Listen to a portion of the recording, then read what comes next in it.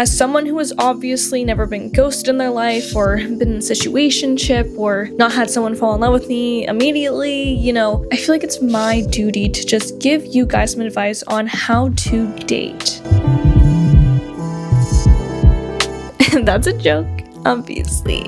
We'll get into that later. But I recently made a post where I put a Google Docs link for people to ask me questions for advice they want to hear, video recommendations, or just general recommendations. So today I thought I would give some advice and then go through some recs that I've had recently. I kind of love doing favorites videos. I used to do them way more on my channel and I haven't done one in a long time. So it's gonna be a little mishmash of a few different things. Anyways, let's get into some of your questions. If you want to find this link, you can either find it in my Instagram bio, which I'll put here, or you can find it in my YouTube bio, which you can find on YouTube. Ask me anything if you want advice, if you have video ideas, if you have questions in general, go ahead, knock yourself out. One of the first questions/responses that I got goes as such. Advice on finding a relationship in this weird digital age where people struggle to find real-world human connection. Love your videos. Thank you. But I thought this was an interesting, good question. I've had some people comment similar things on some of my videos where I do mention dating because obviously in those videos, typically when I'm talking about the lack of human connection with social media and just kind of the negative side of social media, people are usually intrigued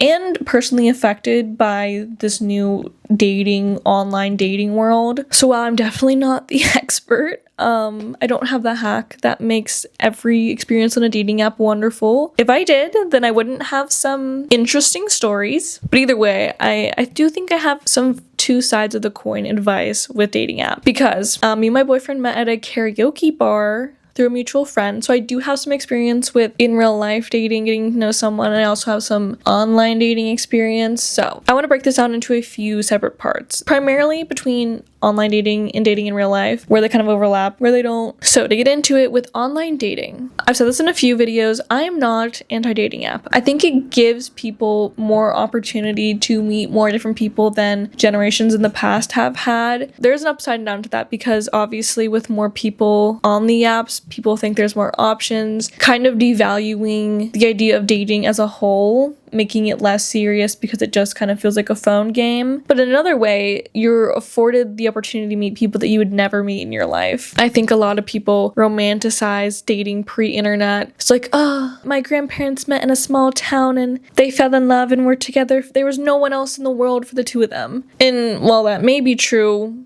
odds are there probably were other people in the world for them. They just didn't know it because they only had access to the people that were around them. Previously, people were more likely to settle. Some Prince Charming isn't necessarily gonna fall out of the sky into a small town in Oklahoma. But there are some aspects where it is better when you have less choices because with online dating, it's kind of like a facade of choices because you don't actually have that many choices. You just see a lot of people. Anyways, when it comes to dating apps, I think people put too much pressure on that interaction. What I mean by this is I think a good way to go about using dating apps is to look at it as an introduction. It shouldn't be the place where you're forming deep bonds. It shouldn't be a mode for you to kind of immediately, as soon as you match, start thinking about when your wedding is because you think they're kind of cute. I think it should be used the same way that you would meet someone in person. Obviously with the dating apps, you have to do a little bit more talking initially just to kind of vet someone to make sure that they aren't the killer or anything. First few days of matching, use it to do some short conversations, feel each other out, but you shouldn't really be jumping the gun too much on this first interaction. Where you should really be getting to know someone is when you finally actually hang out in person. I think this also, withholding information until you hang out in person, can help with feeling kind of emotionally thin or thinned out. If you're matching with a bunch of people on dating apps and you're talking and you're kind of telling them a bunch of information, or compared to have short interactions on the dating apps but then you set up dates in person, so at least you know that someone you're sharing yourself with isn't just gonna not respond in a few days, so then you just kind of wasted your energy talking about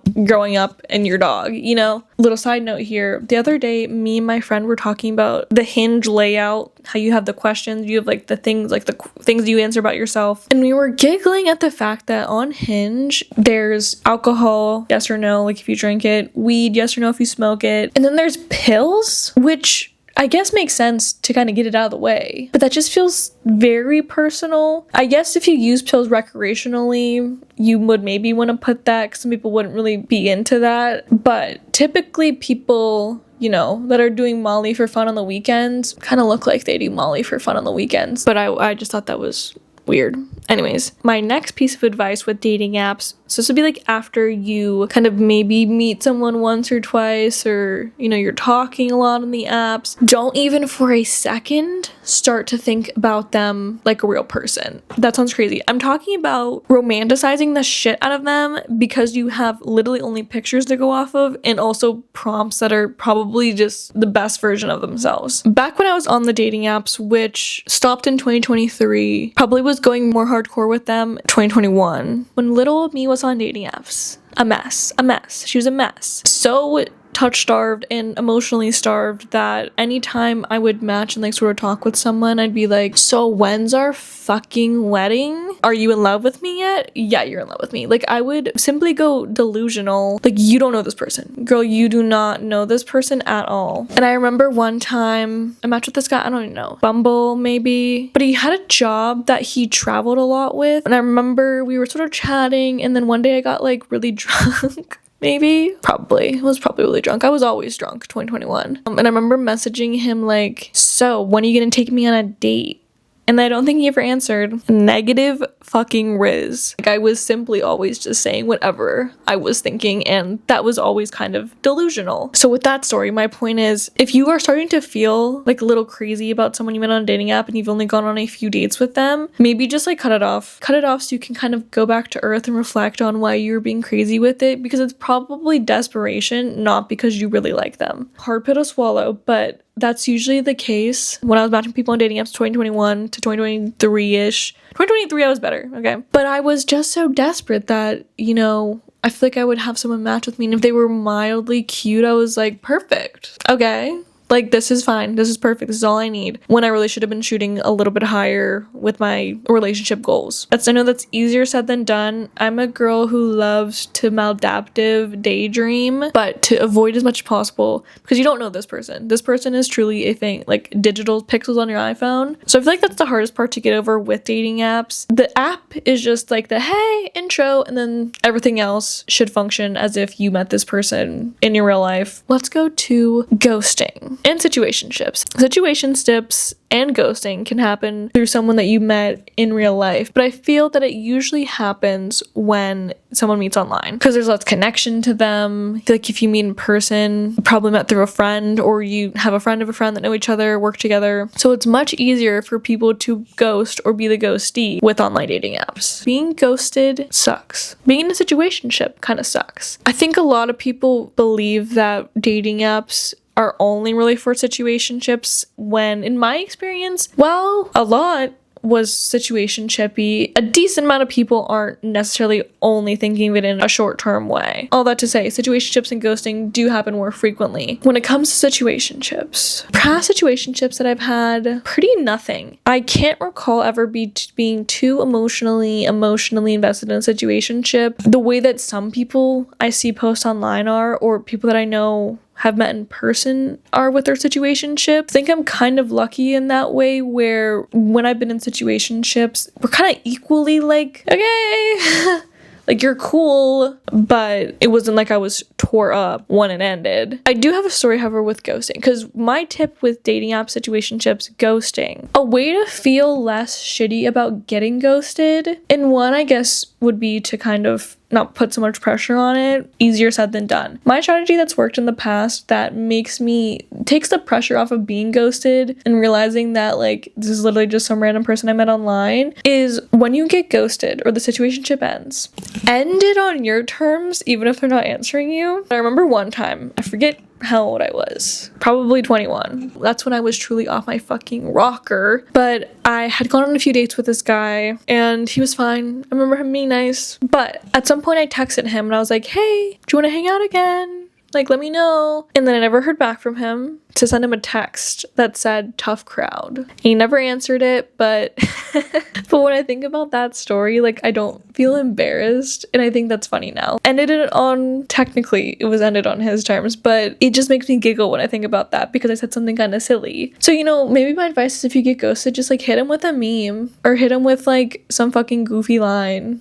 And every time you think about them, you'll just think about that goofy line that you said. Because me and my friends giggled at the text when I said tough crowd. Could probably go more in depth about certain elements of online dating, but I feel like I don't want this video to be a million years long. So we're going to switch to in real life dating. Forming genuine connection. I think it was my junior year of college. I was leaving class and I was standing next to this person waiting for the elevator. And I don't know why I spoke to him. Maybe I complimented his shirt or something. I don't know. I'm pretty sure I approached him. We take the elevator together. I get on the train and I'm like, I wonder if he's Instagram. We probably have mutuals if he goes to college that I go to. So I try to find him. Don't find him. And then he came into my work because I told him, wait, that sounded creepy. When we were standing next to each other and I mentioned, oh, I'm going to work. And he was like, oh, where do you work? I said, why I told him he could have killed me. I don't know. Eventually he came to my job and I was like, wow, this is really cute. This is so cute. We ended up talking for a few months after that. Didn't really click overall in general. So a point to make here is that you can meet someone in person and you might not really click, even if they do something kind of, romantic cute. Doesn't necessarily mean that you're gonna be soulmates. My main point of bringing up that story, a lot of people are nervous to make the first move, guy, girl, whoever, for the fear of being rejected or because of social awkwardness, whatever it may be. You can never, this applies for friendships, for dating, you can never assume that someone is going to be the person to come up to you. Unless you're a crazy baddie, you're probably gonna have to be at least sort of approach them first or give a little bit to have them approach you. I think people, when they approach people in public, immediately go the fucking creepy route where they're trying to ask them too many questions about themselves, immediately asking them on a date, not really catching the vibe of what's happening around you. But I think there are ways to inch into it that work. Let's run through a few of them. First things first, go in with a normal question. Hey, I like your shirt. Where'd you get it? Or you could get the classic, do I know you? I've never done that one. Kind of a missed opportunity there because I think that's really funny. So I think also with a question, if they don't want to continue talking to you, when a question's over, you can just kind of leave. There's no awkwardness with asking a question. Like, hey, where'd you get your shirt? And you're not interested in me. You say something like, oh, I got it from Aeropostale. Kind of look away. And you go, oh, so cool. I think someone I know would really like that. Thanks for letting me know. Turn around and walk away. Then it just seems like you're asking a question. I think that's good advice. And my overall tip for forming relationships is when you are hanging out with someone, stay off your phone, turn it off, put it on a table at the corner, don't look at it. I'm guilty of this. I literally just did this yesterday with my boyfriend, but don't get in the habit of just spending so much time inside. Only movies when you hang out, only watching YouTube when you hang out, only watching TikTok when you hang out. You have to go out, have some experiences together, just to keep things fun and interesting. Obviously, you can't do that all the time, but it's good to get out there. It's good to show some effort. On to the next question. Really excited about this segment. Hi, what is your favorite movie? A lot. I cannot pick one, but I have on other videos gotten comments saying, give us movie recs. So I'm gonna do a little mix of this. My Letterboxd top 4 is City of God. So good. I fucking love that movie. That movie's heavy. That's my number 1 on Letterboxd. Even though I don't know if it's still my number 1, but it's a good-ass movie. I have Eternal Sunshine of the Spotless Mind on there, but I just made a whole YouTube video deadass about that movie, so don't need to say anything more about that. I have Howl's Moving Castle, Studio Ghibli movie. Can never remember if it's Ghibli or Ghibli. I'm gonna say Ghibli. It's a Studio Ghibli movie. I love Howl's Moving Castle. American dub, voice actor Howl. Smash. It's also just really beautiful. And then my last on my Letterboxd is Singing in the Rain. Is one of my favorite older movies. Gene Kelly, Daddy, and it's also Queen Debbie Reynolds. Those are some of my faves. But I'm gonna give a few recs. I will say that they're more mainstream because it's kind of hard to remember like the niche shit that you like unless you mark it down, which I'm not the best using Letterboxd. I've been trying 2 more. So the first genre I want to talk about is romance. I love a romance movie. I mean, one of the 2 of these is like kind of a romance movie, but it makes me feel many things in a romantical way. If you have even an inkling of what I'm gonna say, you can probably guess what I'm gonna say. 500 Days of Summer, Jason Gordon-Levitt, Chloe Grace Moretz, Matthew Gray Glubler, Zooey Deschanel. I watched this movie in high school, and safe to say that it F my shit up. Excuse my French. The plot of this movie is about two people, Tom and Summer. Tom is a romantic. Summer is whatever the opposite of romantic is, like a cynic. They work together, and it's about their romance. What I love about 500 Days of Summer is they're both the villain. I don't want to spoil anything. You know, I think the first time you watch it, you're like, fuck Summer. Second time you watch it, you're like, fuck Tom. And then the third time you watch it, fuck both of them. And in general, it's just a pretty easy watch. My other favorite romance movie is Notting Hill. When I went to London this past summer, I went to Notting Hill and it felt magical. Hugh Grant nerdcore is everything. The roommate is hilarious. So Notting Hill, if you don't know, follows a celebrity woman and a regular guy who runs a bookshop. A little bit of a love story, has some great lines in it. Also, his house that he lives in is dope as fuck. Some really good cinematography. There's an iconic scene where Hugh Grant's walking down the street, and the scene is changing different seasons as he's walking. And I think that was a practical scene. I don't think it was cut. Just really pretty. Really great movie.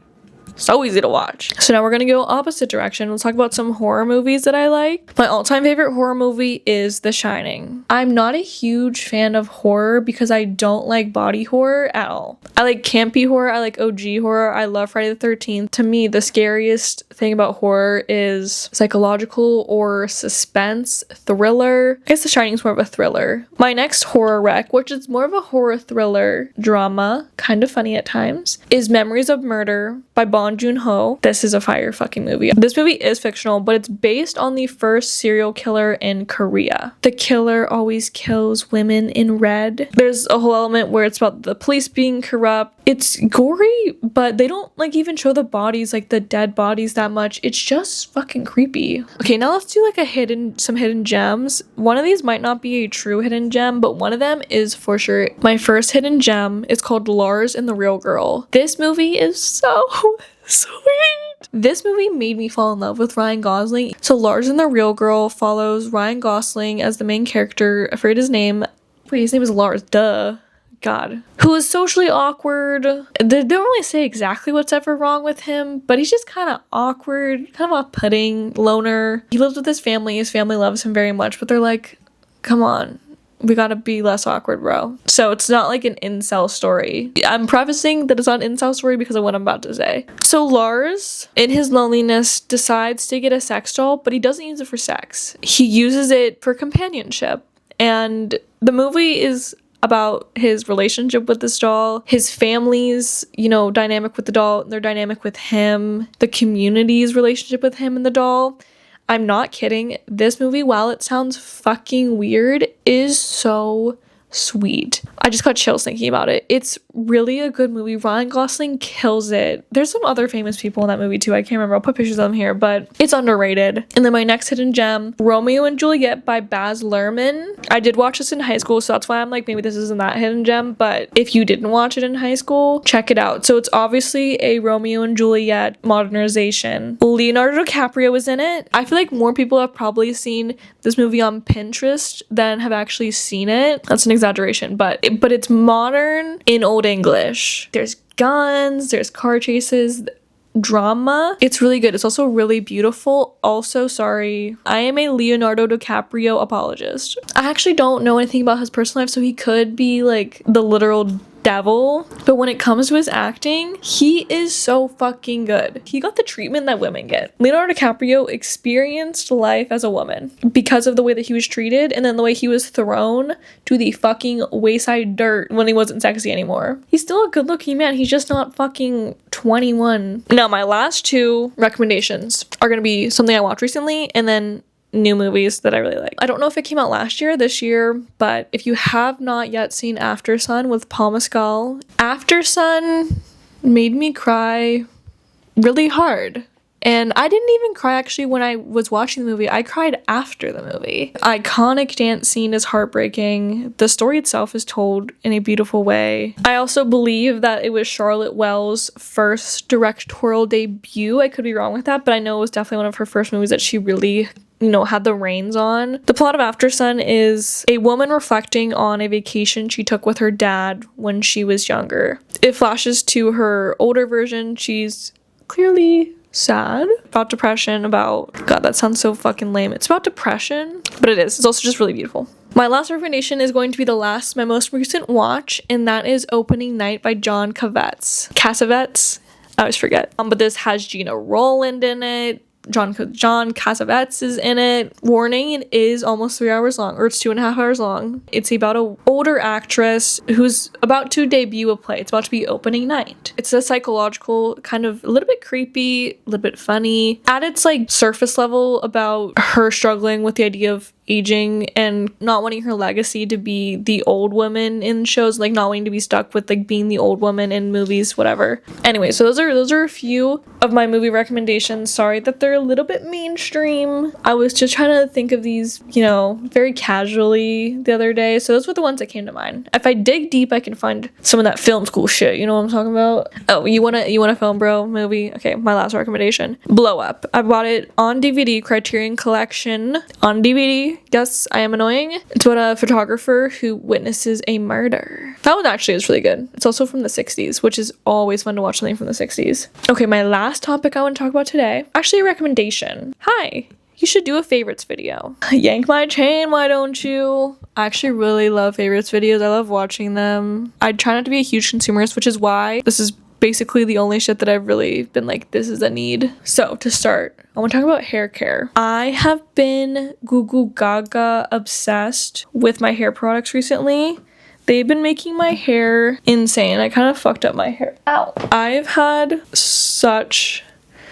look at those. I mean, my hair, it's like a perfect wave, almost a curl. So to preface why I've been so into my hair recently, growing up and in college, I have always had very, very nice hair. And by that I mean the hairdressers are always like, your hair is so beautiful. You have such beautiful hair. They'd be like gripping on it, bringing the other hairdressers over. They're like grasping and gripping my hair. And then when I was in college, some of my friends would call me Megan with the beautiful hair. So I've always thought it was one of my best features. The past summer, my hair was just not holding its texture. But at Sephora, I got a few things. My first rec is a Mica. My friend had got me this in the past. I used the whole container. It's a hair mask, by the way. You put it on the shower, you let it sit for a while, and you wash it out. I really liked it. I thought it made my hair feel soft. I saw that they had this pack, so it was $55 for that big old thing. This hair oil, which this shit is so amazing. After I straighten my hair, it makes it look so sleek. So that came with little shampoo bottles as well for $55, and it was kind of a steal. And then along those lines, from Amika, I wanted to get a little bit of a hair cream, so I got this Dream Routine. It's an overnight hair mask, but it kind of just feels more like a leave-in conditioner, because I put it in this morning and it doesn't like leave a film on your hair. It's just, if you were to sleep in it, it would hold its shape a little bit better. Love Amika brand. Now on to some face products I've been using. This is my Summer Fridays tube. Yes. Also, none of this is sponsored. No one's ever wanted to sponsor me, so. This is a night mask. Sometimes I put it on during the day if I'm not gonna put makeup over top of it. The guy at Sephora sold it to me as flight attendants wear this and they wake up with their skin feeling so bouncy when they wake up. I said, I'll take it. And then my last product, I actually got this from a farmer's market. It's a deep hydration, all-in-one skincare, face and body exfoliant, and deep moisturizer. That's the business. I don't know if they sell outside of Chicago or not. I don't know if this truly changed my skin's game, but it's so nice to do in the shower when I just feel a little bit extra grimy and I just want to get all this dirt, grease, whatever off my body and off my face. It does a really good job, and with the olive oil being a part of it, it leaves a nice, smooth feeling, almost like moisturized. Real quick, I want to talk about some clothing favorites. I only have two that I can think of off the top of my head. My first favorite for clothes, wearing a jacket as a shirt. I'll insert a picture of me doing this. A button-up jacket as a shirt, a trench as a shirt. It's cunty. And also, with it being colder, I feel like wearing the jacket as a shirt encourages fashionable behavior to not let your outfit be covered up by your jacket. And my other thing that I've been into is dark wash jeans with boots. It's been my go-to. Yes, when I visited my sister, one of her friends did say that they thought I was the older sister out of my 3 sisters, even though I'm the middle child. And they did say that I dress like Lorelai from Gilmore Girls. I was kind of that day. Insert picture here. Why am I the mom character in that scenario? Why can't I be Rory? And I want to end off with some music. 2 CDs that I've been banging, and then I want to point out some Spotify songs that I've been liking. First CD, been loving, not as much of recent because it's been getting colder, but end of summer, fall, I was bumping Control by SZA. I would argue this is one of her best albums. 20-something hits different, especially on a CD if I'm getting ready to go out. And then definitely what I've been listening to of recent, especially with the cold winter coming, Blood Bank by Bonnie Bear. My faves off of my Weird Winter playlist so far is 27A, Pitfield Street. Okay, I don't want to get copyrighted, that's enough of that. Theorem by Ear.